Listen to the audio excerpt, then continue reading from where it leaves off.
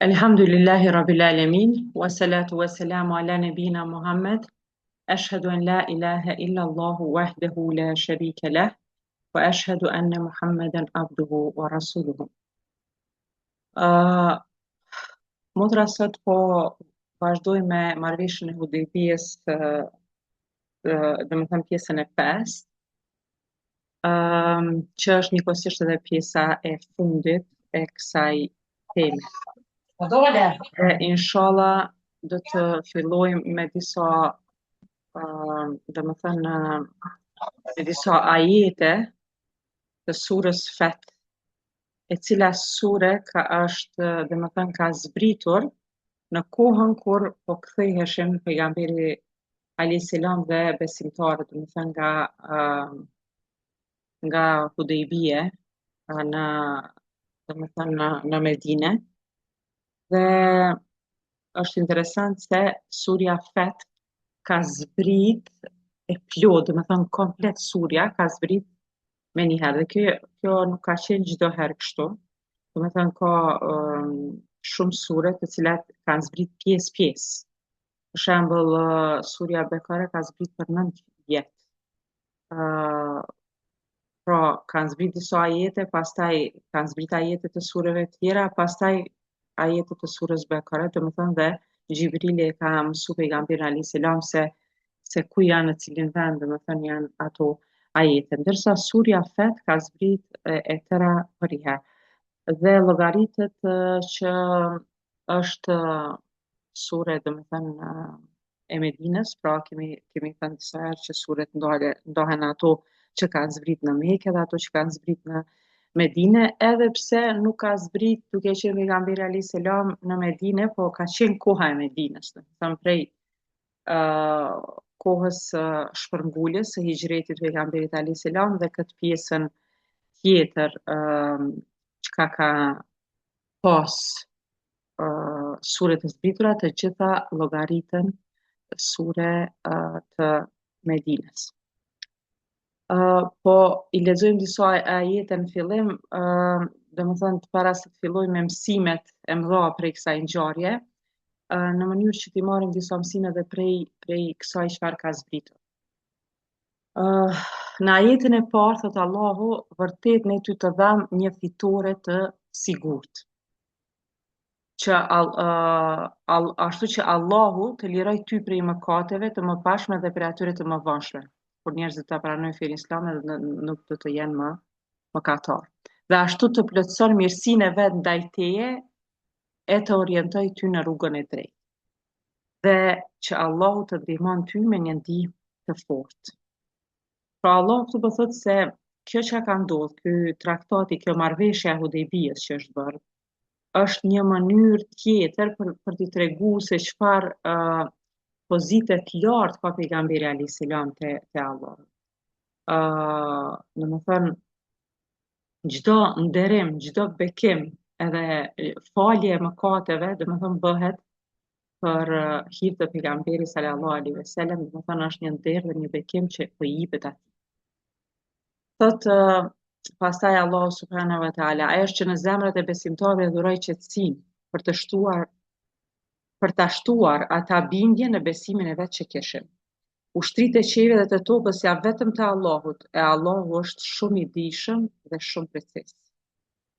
Edhe për t'i shtje besimtarët dhe besimtarët në xhenetin e për të cilën rrjedhin lumen, do të jetë përgjithmonë dhe për të shlyer të këqijat e tyre, e kjo është fitore e madhe tek Allah. Pra Allahu e ka dhënë këtë fitore, këtë triumf, për t'i çuar besimtarët në xhenet. Më thënë, përfundimi i tyre me krejt këto sprova që i kanë pasur gjatë kësaj kohe, më thënë, shpjegum se patën shumë incidente të ndryshme, patën shumë vështërsi, patën shumë dëshpërime. Pra edhe pse aq me dëshirë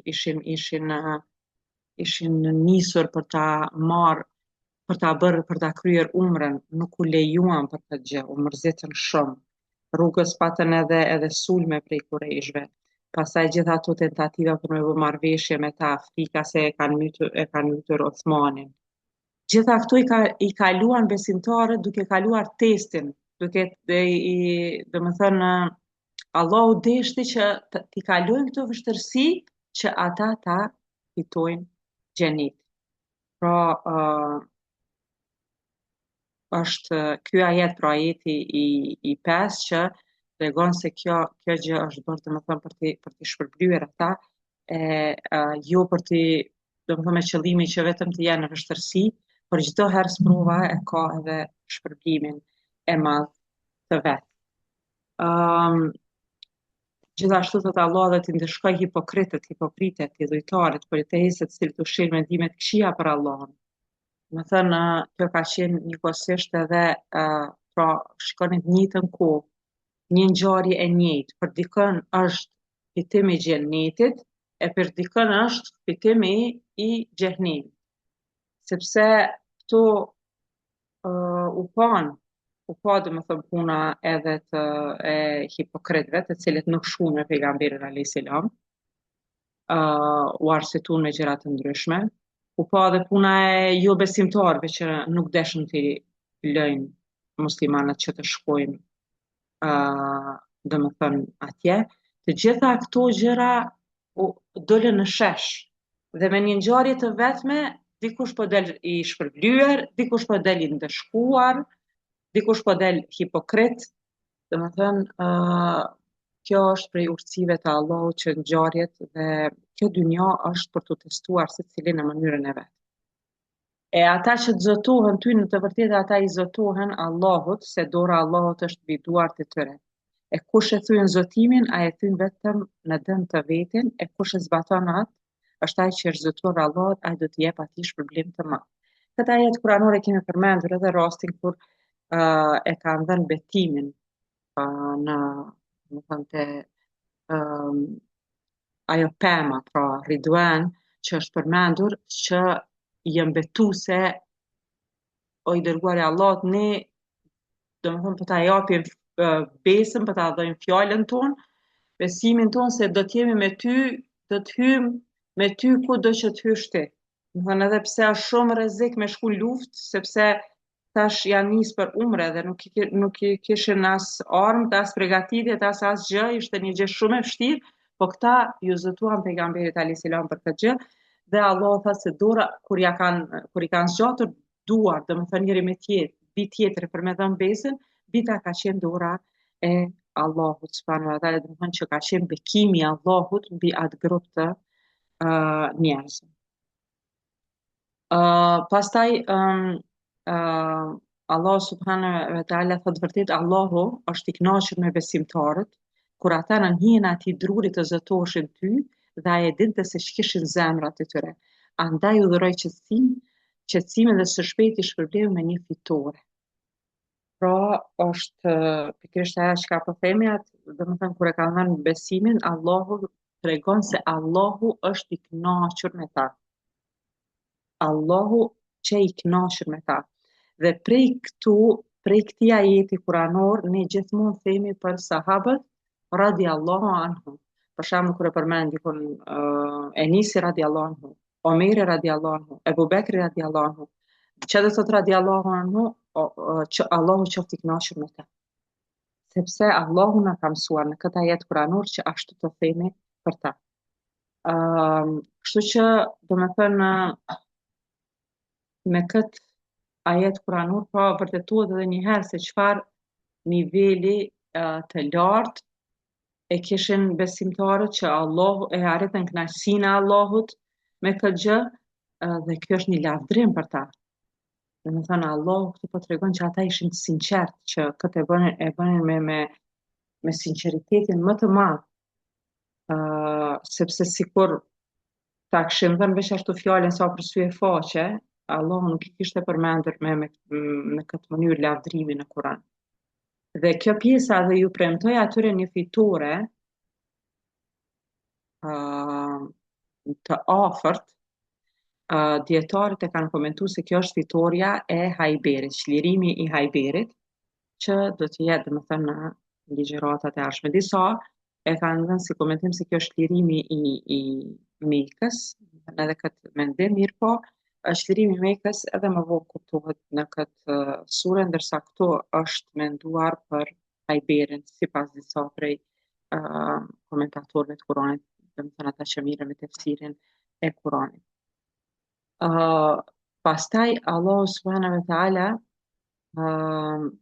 e përmend që edhe nëse kishit shku për të luftu, pra Allah është ai i cili e ndaloi luftën me ta, ndodhi marrëveshja e Hudejbijës, po edhe sikur të kishit shkuar të luftonin me ta, ata do të ktheheshin prapa, domethënë pra Allahu po tregon se ju do t'i mundit ata, pra po tregon Allahu për një gjë e cila nuk ka ndodhur, po sikur të kishte ndodhur, çfarë kishte qysh kishte përfundu domethënë kjo luftë.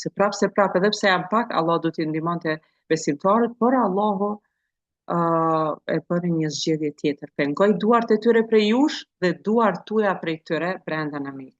Pasi që ju dha fitoren kundër tyre, e Allahu mbikëqyr atë që ju punoni. Domethënë në ajetin tjetër, Allahu i kritikon Qurayshët duke thënë ata janë që nuk besuan, ju penguan t'i afroshit xhamisë së shenjtë, duke i mbajtur qurbanet të penguar të arrinin në vendin e vet. Pra, që kemi shpjeguar se nuk i kanë lënë asesi që të hyjnë dhe ta kryjnë këtë vit umrën. Dhe thot Allah, e sikur mos kishte bura besimtare, gra besimtare që ju nuk i dinit, e t'i sulmoni duke mos ditur, dhe me mbytjen e ndonjërit prej tyre të tërproheni. Domethënë Allahu këtu po i tregon se urtësia që Allahu e ka caktuar që mos të hynin në luftë me ta, është sepse në Mekë ka pas njerëz që kanë qenë besimtar të fshehtë. Pra gra dhe bura, që këta nuk kanë mundur të dinë që ata janë besimtarë, sepse e mbanin sekret besimin, për shkak të presionit social që kishin prej kurejshëve. Dhe si do të ishte puna nëse shkojnë në luftë dhe domethënë luftojnë me ta, do të mund ta vrisnin ndonjë njeri i cili beson në la ilaha illallah, i cili është besimtar. Edhe pastaj kjo do t'i bënte ata që të ndiheshin shumë shumë keq, me di që e kanë vrarë domethënë muslimanin. Kështu që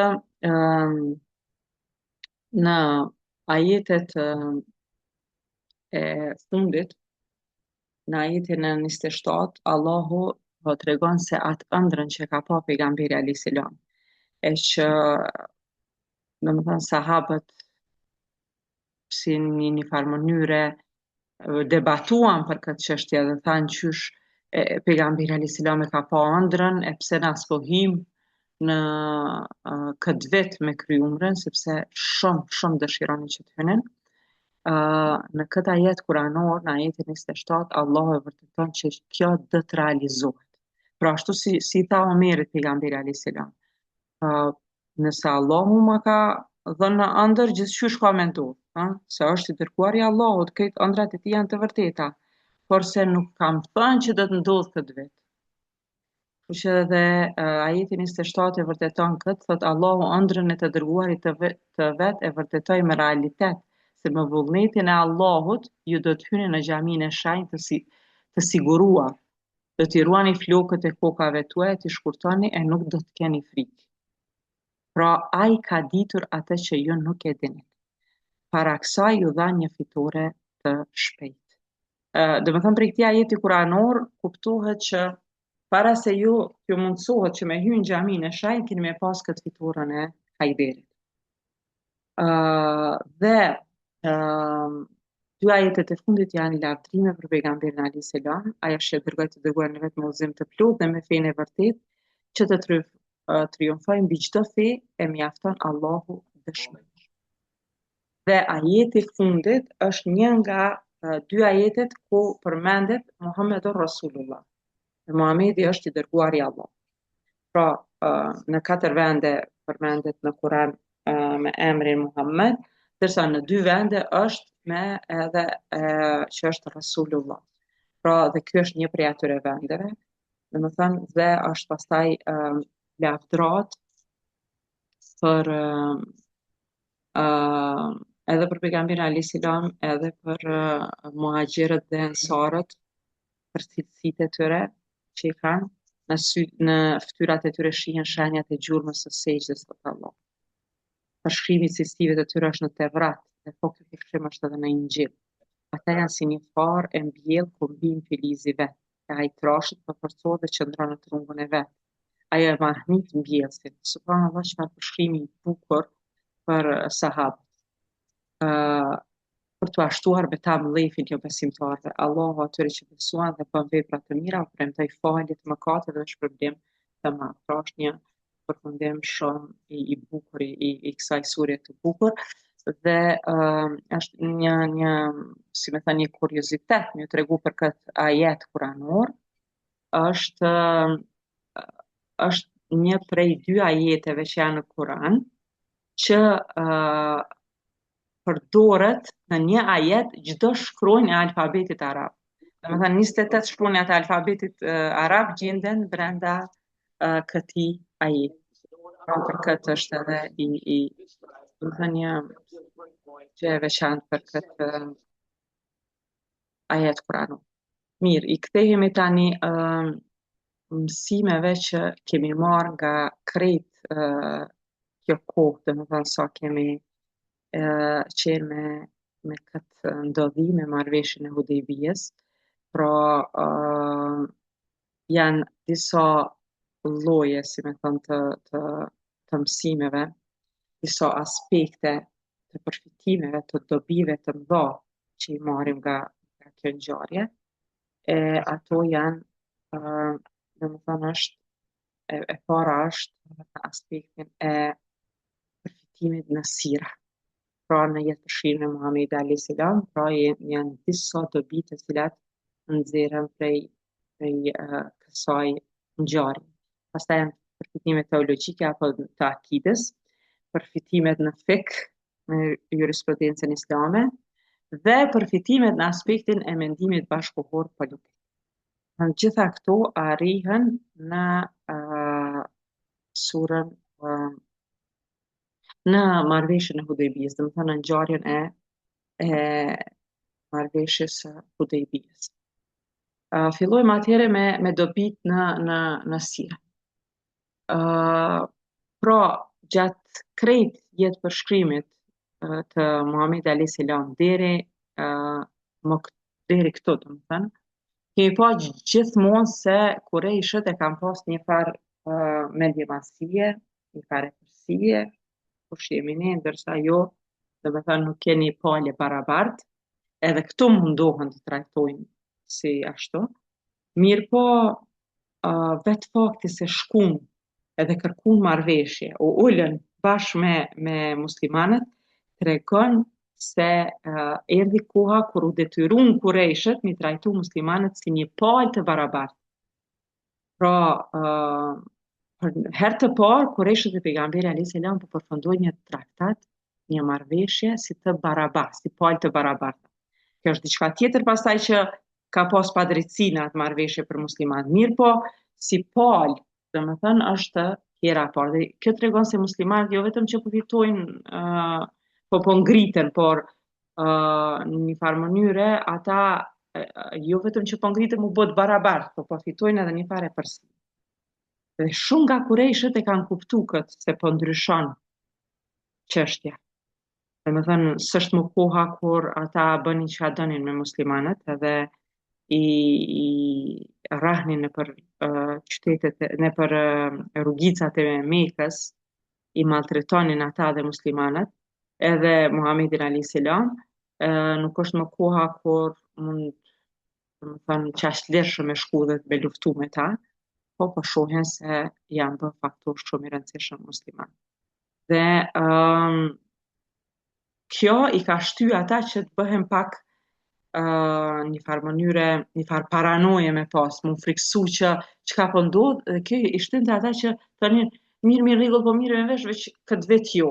Domethënë nga mendimallësia e tyre. Të paktën me shty që këtë vit mos me ardh, sepse çfarë do thojnë arabët nëse domethënë e marrin vesh që ne kemi lshu. Pe. Pra kjo ishte një farë mënyrë, një farë sinjali se ata vetë po kuptojnë se sa po ngriten muslimanët dhe çështja po ndryshon.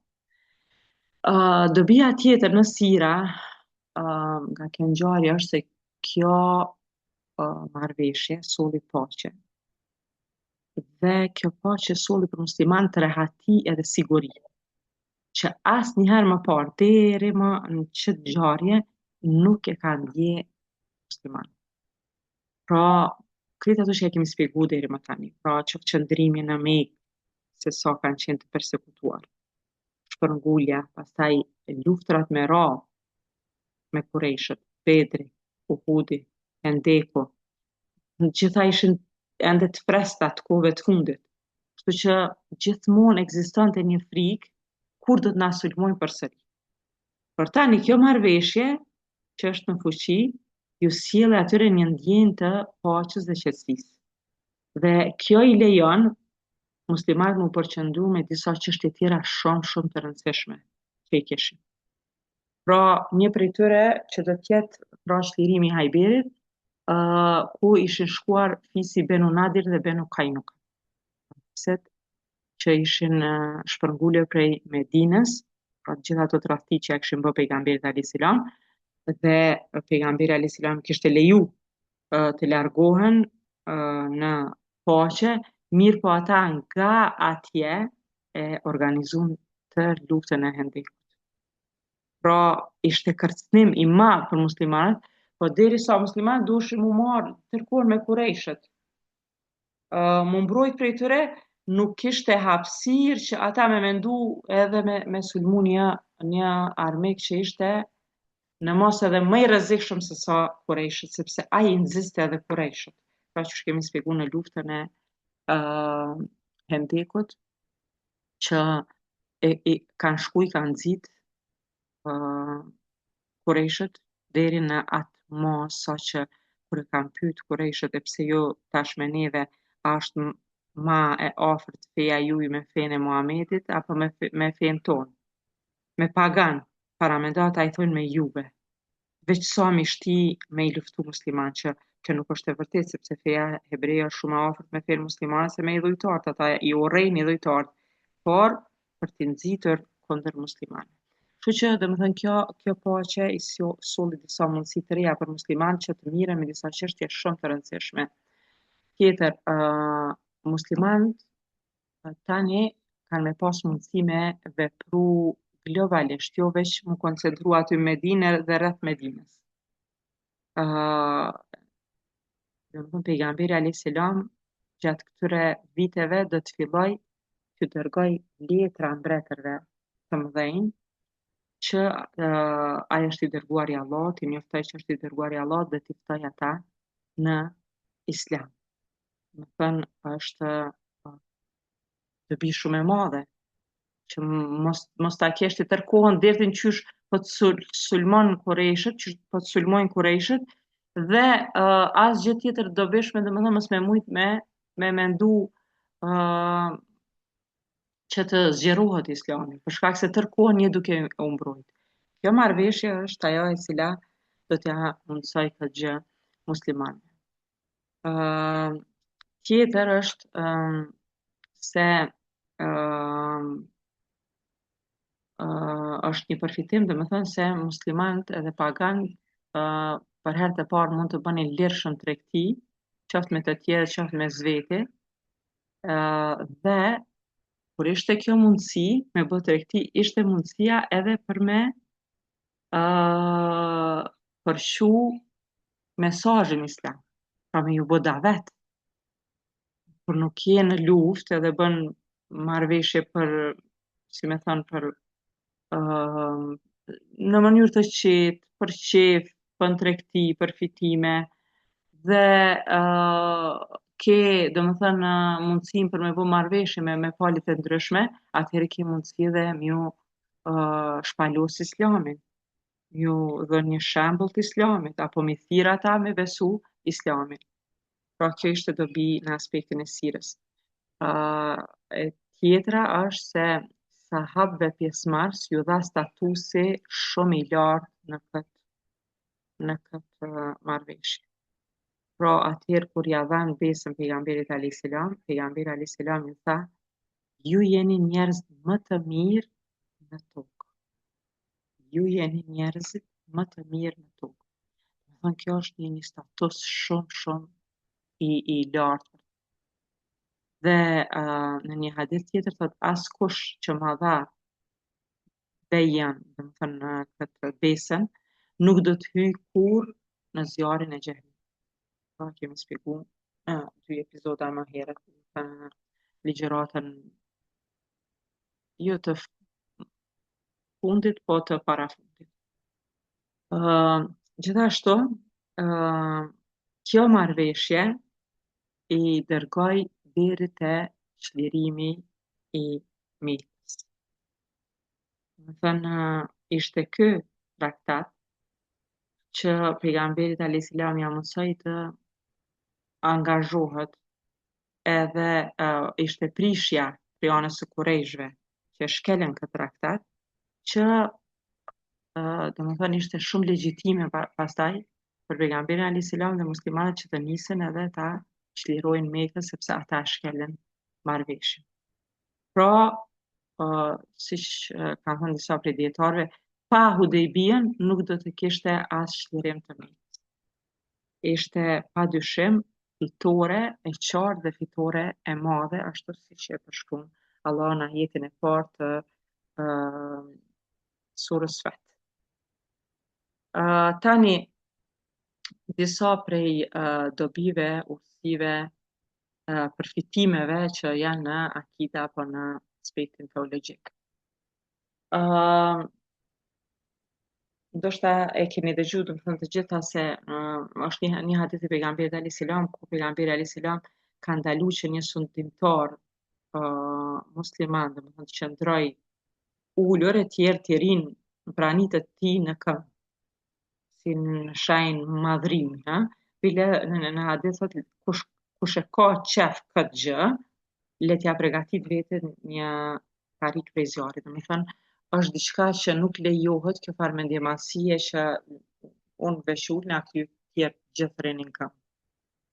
Mirë po, shohim që këtu gjatë ardhjes së emisarëve të ndryshëm që vinin te pejgamberi alayhis salam, disa prej sahabëve pra që ishin aty ma pejgamberit alayhis salam, që rinin në njëjtin vend, në njëjtin tend me pejgamberin alayhis salam, ngriteshin në këmbë edhe rinin domethënë pranë pejgamberit alayhis salam.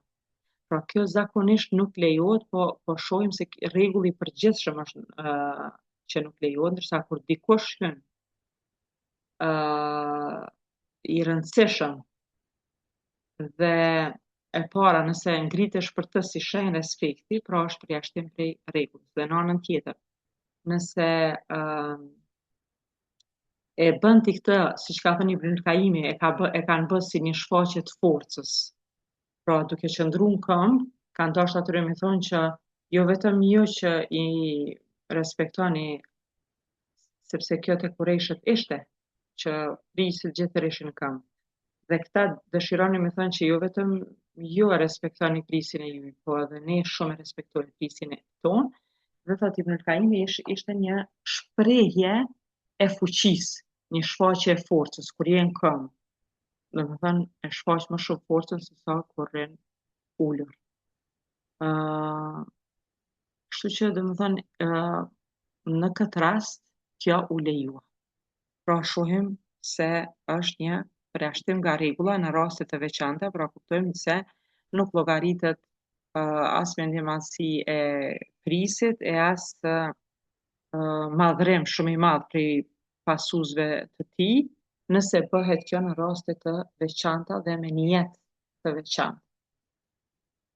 Tjetër gjatë këtij domethënë udhëtimi në Hudejbije, e mësuam edhe një gjë në çështjet e akidës, se lejohet një lloj parashikimi. Se parashikimet, e parashikuti se nëse shkon zogu këtej është mirë, nëse shkon në të majtë është keqe, nëse masa del përpara ndodh diçka keqe tjera, këto janë shirk, pra nuk lejohet.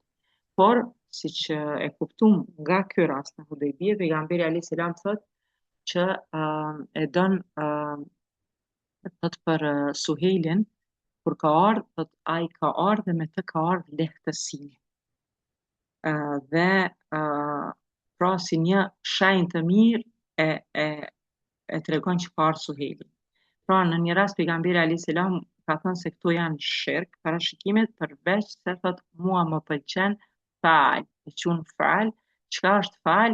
Është parashikimi për diçka pozitive. Dhe me thënë, si me thënë, auguri i mirë, apo optimizmi, që këshim me thënë në kohë të sotit.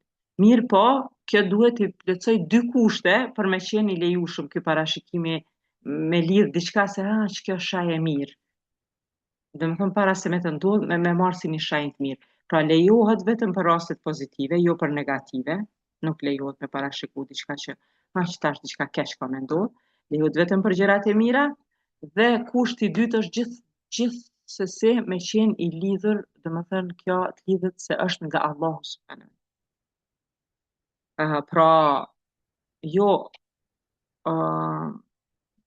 po vjen lehtësimi se që ashtu pindi, po vjen lehtësimi nga Allahu. Allahu po don me na sjell lehtësimin. Domethënë gjithmonë mu lidh se Allahu është ai i cili e sjell lehtësimin, e sjell vështirësinë, Allahu është ai i cili e cakton kaderin. Pra kjo është një çështje tjetër e akidës. Tjetër, në këtë udhtim, është kuptu një çështje tjetër se sa duhet me pas kujdes njeriu nga shirku i vogël. Pra është çështja e akidës shirku. Nëse nganjëherë nuk i heton, po i bën disa gjëra të cilat janë shirki. Në një natë që ra shi shumë, pejgamberi alayhis salam tha, sot a e dini çfarë tha Allahu mbrëm? Ai tha, disa nga besimtarët e mi janë zgjuar duke besuar në mua, dhe disa prej tyre janë zgjuar duke më mohuar mua, duke besuar në yje dhe duke më refuzuar mua. Çka është kjo? Domethënë ka qenë një farë tradite të arabët që për shembull e kanë lidhur shiun për shkak të një ylli. Pra çështje e astrologjisë, kështu më thënë, domethënë me yje me lidh diçka. Dhe ata që thonë kështu, pra sikur po i besojnë yllit, nëse ai yll ka lëvizë në këtë anë, atëherë për çata ka ra çaj shi. Ndërsa kjo qante shirku. Pra në kohën tonë kemi shumë gjëra të ngjashme. Jo që ky gur sjell fat, jo domethënë fatku i kalit sjell fat, diçka sjell dëm etj. Nuk ka dyshim se kur sahabët e kanë thënë këtë, ata nuk e kanë pasur në mend me mohu me zemrat e tyre Allahu subhanahu. Megjithatë, Allah tha se ata e kanë e kishin refuzuar. Pra nga kjo ne nxjerrim se nëse thu diçka të kësaj natyre pa e kuptuar atë, është një shirk i vogël. Dhe nëse thu e mendon me të vërtetë, pra sikur ata me të vërtetë e kishin menduar një gjë të tillë, atëherë ky është shirk i madh. Prandaj gjithçka duhet m'ia atribu Allahu drejt për drejt. Pra edhe kur jemi smur, në vend që të themi mjeku më shëroj, thojmë Allahu deshi që ai mjek të më ndihmoj. Domethënë Allah është shëruesi, po mjeku është ai sebebi që Allah e ka qu për ty mu shëru. Kështu që duhet, domethënë në këtë rast, me këtë rastin e shiut, e kemi kuptu që duhet me pas shumë kujdes se si shprehemi, edhe pse për shembull jemi shumë të sigurt se çdo gjë është prej Allahut, por nëse shprehesh keq, mundesh me bë shirk të vogël. Çështje tjetër është lejimi i të kërkuarit bereqet nga uji i abdesit derisa dhe pështyma e pejgamberit alayhis salam. Pra kemi pa këtë në një prej ligjëratave të mëhershme se sahabët vrapanin me marr atë ujin e abdesit, domethënë si bekim. Edhe pse në hadith pejgamberi alayhis salam ju ka thënë pse e bëni këtë, dhe ju ka thënë që nëse kush dëshiron që Allahu dhe i dërguari i tij ta duan atë, le të jetë i sinqert me fjalën e tij, i besueshëm në amanetin e tij dhe le të mos i bezdis fqinjet e tij. Po në këtë rast ju ka thënë këtë pejgamberi alayhis salam që pra po ju uzon që nëse dëshironi tamam bekim, që bekimi është në këto. Mirë po, ka mënyra se si ka thënë pejgamberi alayhis salam nuk kuptohet se ju ka ndalu atyre me bë këtë gjë. Por sepse nuk e ka mohu duke thënë që leni këto se këto s'kan kur farë dobije, por kuptohet, domethënë disa raste që sahabët e kanë kuptuar që ka bereqet, ka begati rreth pejgamberit alayhis salam, prandaj i kanë përdorur këto çështje. Pra është çështja e akidës që duhet me besu që ka pasur bekim në ujin e abdesit pejgamberit alayhis salam në djersën e tij dhe në pështymën e tij, siç kemi pa në disa raste që edhe i shëron të smurit me këto gjëra. Tjetër, te dobit në akide kemi pa edhe mbështetjen në Allahun subhanahu wa taala, pra tevekuli. Po është parë kjo gjë, është parë domethënë te rasti kur u mërzitën aq shumë besimtarët që u bë kjo marrëveshje, që ata po kthehen në Medinë pa e kryer umrën, që një farë mënyre i kishin nënçmuar jo besimtarët me atë marrëveshje. Gjitha këto, domethënë saqë disa prej tyre edhe kishin një farë revolte për atë çfarë po ndodhi. Ndërsa subhanallahu thot Allahu në një ajet kuranor, juve mund t'ju duket një gjë e dëmshme e ajo është në dobin tuaj. Allah e di, ju nuk e dini. Pra shikoni gjithë këto dobi që i përmendëm që do të ndodhin tash në këto vitet e ardhshme për muslimanë. Pra daveti, hira në islam, shtimi i numrit muslimanëve, çlirimi i Mekës, Hajberi, gjitha këto do të vinë, juve ju ka duk që është e dëmshme ajo që ka ndodhur, po duhet gjithmonë ju mbështet Allah. Çfarë i thoshte pejgamberi alayhis salam Omerit kur i thoshte si i dërguari i Allahut, a nuk jemi ne, a nuk është Allahu nënën tonë, a nuk jeti i dërguari i Allahut, pse me lshuna pe, tu qenë ata. Çfarë thoshte pejgamberi alayhis salam, thoshte unë jam i dërguari i Allahut dhe unë i bindem atij. Pra as pejgamberi alayhis salam nuk e arsyetonte mi dhënë një arsyetim pse po ndodh kjo, çaq ishin ata të frustruar që po ndodh një gjë e tillë. Por që ja doli domethënë që ka qenë shumë më e dobishme se sa të kishte ndodhur ndryshe. Pra ngjarja e Hudejbijës është një shembull i përsosur se çdo herë duhet mi dhënë përparësi fjalës së Allahut, sunetit të pejgamberit alayhis salam, mbi mendimeve tona. Sepse nga një herë, sidomos domethënë muslimanët e rinj ose ata që kanë ma pak dije për islam, fillojnë edhe marrin një farë guxime me kundërshtu, jo që kjo pse kështu, pse ashtu, domethënë kjo çështje nuk po më hyn në kry si është e tjerë, nëse nuk të hyn në kry, nëse duket e padrejtë, kjo është vetëm se ti je i padijshëm, se ti nuk i din domethënë gjërat qysh janë tamam. Ndërsa sa i përket sunetit dhe ajeteve kuranore, ato gjithmonë janë në të drejtë. Gjithmonë duhesh me ditë që Kurani dhe Suneti janë gjithnjë më të drejtë se sa mendimi yt. Gjë që kjo ka bërë domethënë që edhe Omeri të pendohet shumë gjithmonë për këtë për këtë çështje, se pse ashtu ka reagu, domethënë, por kjo ka qenë të mirë muslimane. Dhe një çështje tjetër, domethënë që është pse kemi fut çështjen e shkrimit, a ka ditë shkrim lexim pejgamberi alayhis salam apo jo? Se kemi fut këtë te akidja sepse ka ndodhur domethënë historinë islame në një dietar i madh, Ebul Walid el-Baji, që ka vdekur në vitin 474 pas hijritit në Endelus, në Andaluzi. Ai ka thënë që pejgamberi alayhis salam ka ditë me lexu dhe me shkruaj. Dhe kjo është tërhap, pastaj domethënë u përfshin edhe dietarë të tjerë, saqë filluan me thonë se ai ka bërë kufër.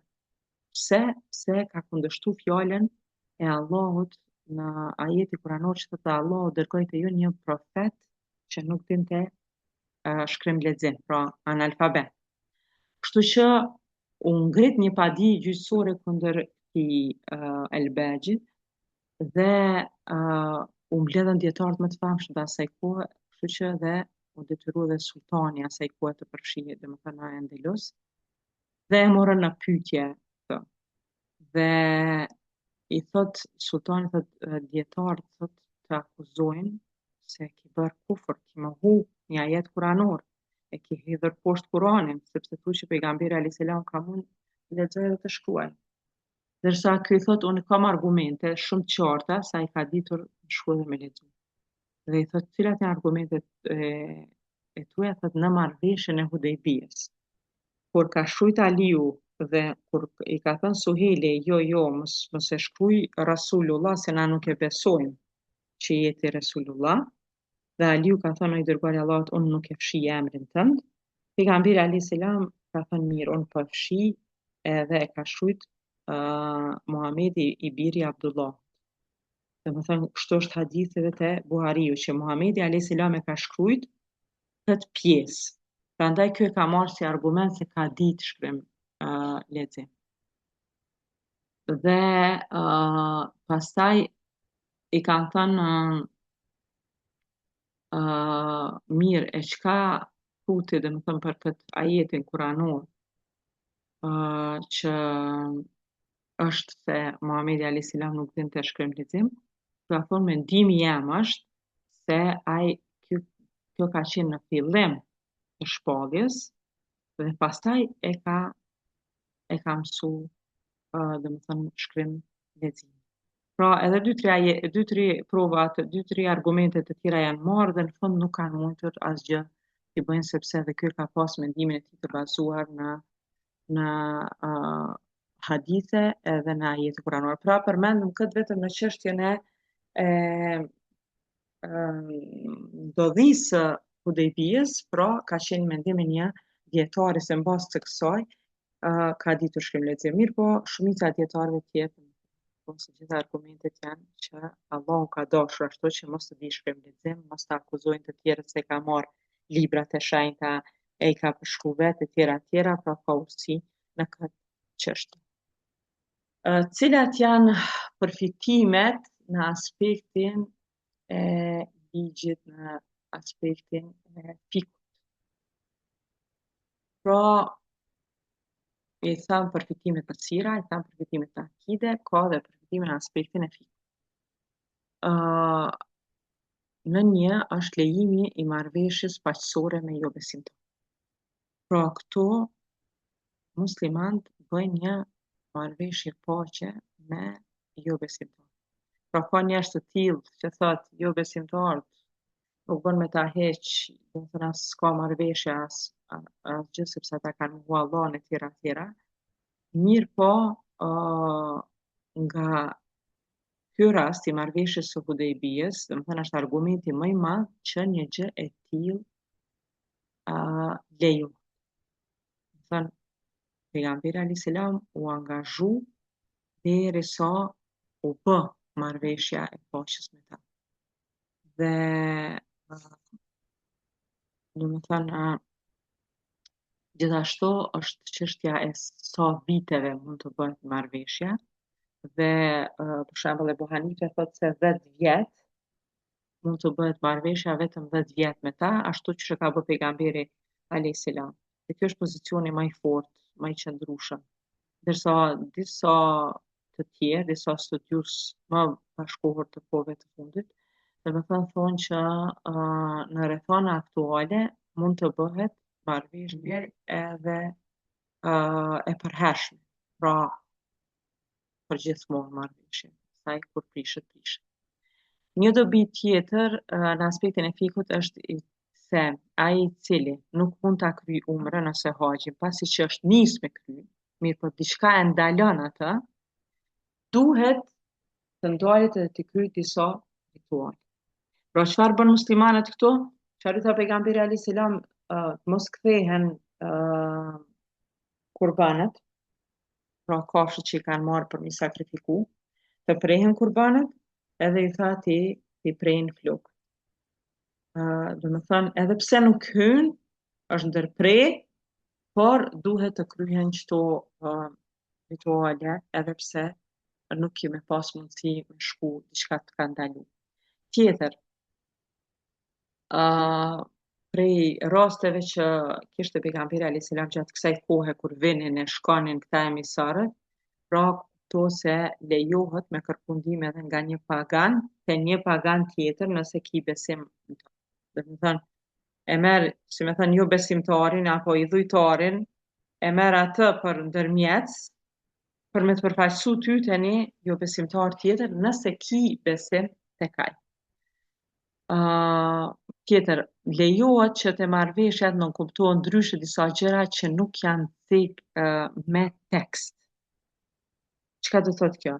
Në traktat është përmend se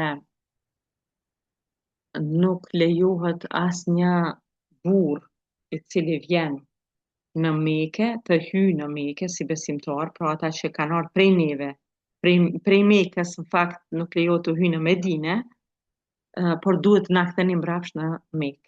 E çfarë bëri pejgamberi alayhis salam kur erdhën gratë, i lejoi gratë, sepse për këtë pati edhe ajet kuranor.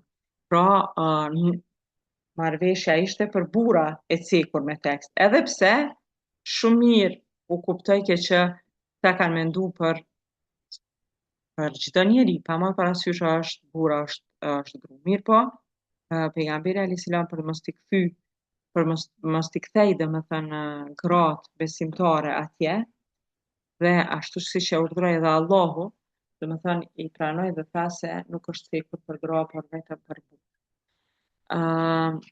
Një rregull tjetër e fikut që është përfitu këtu, është edhe rregulla e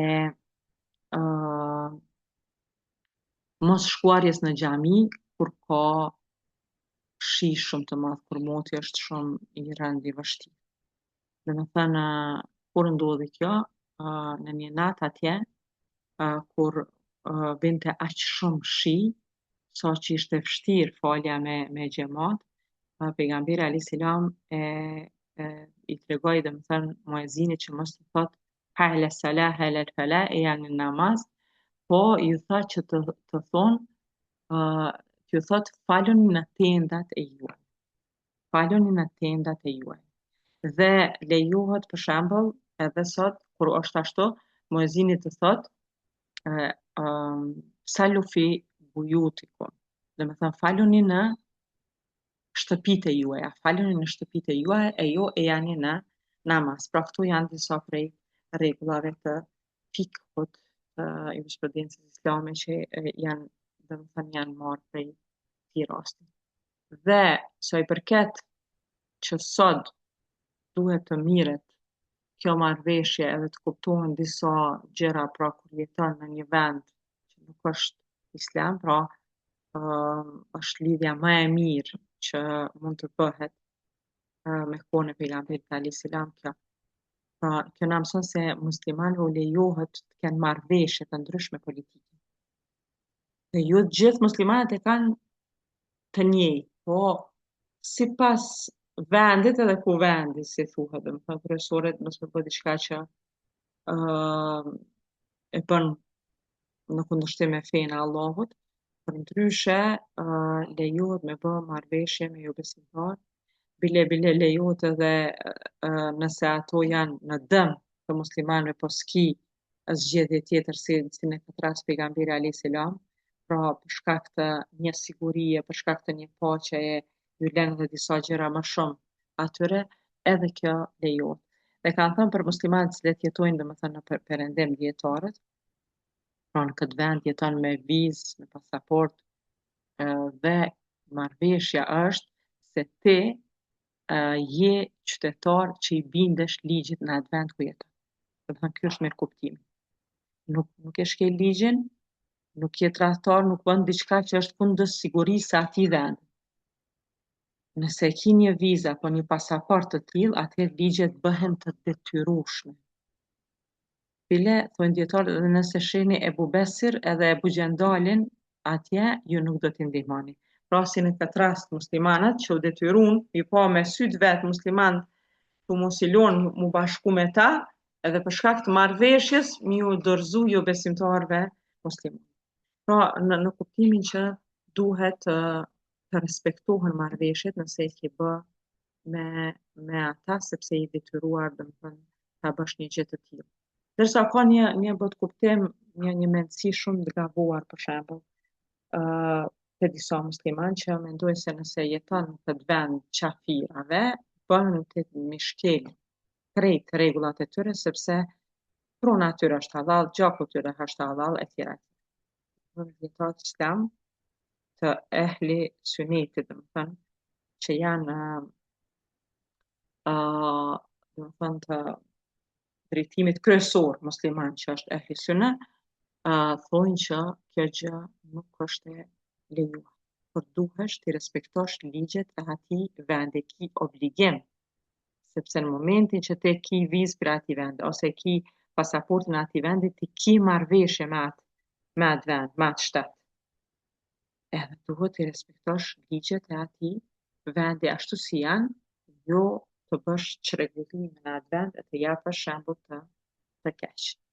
Pra këto ishin disa prej gjërave të cilat i morëm si mësime dhe dobi të mëdhaja prej marrëveshjes së Hudejbijës. Shpresojmë se ka qenë e dobishme dhe kemi përfitu prej këtyre gjërave, domethënë kjo marrëveshja e Hudejbijës mirët si ligjërate veçantë, shumë dietar, shumë ligjërues e shpjegojnë pikërisht për të nxjerrë këto mësime që i përmendëm sot në ligjëratën e fundit, po edhe që i kemi përmendur vazhdimisht, pra jo vetëm ngjarja si ngjarje që është shumë interesant, po edhe mësimet janë shumë të mëdha. Alhamdulillahi rabbil alamin. Salatu wassalamu ala nabiyina Muhammad.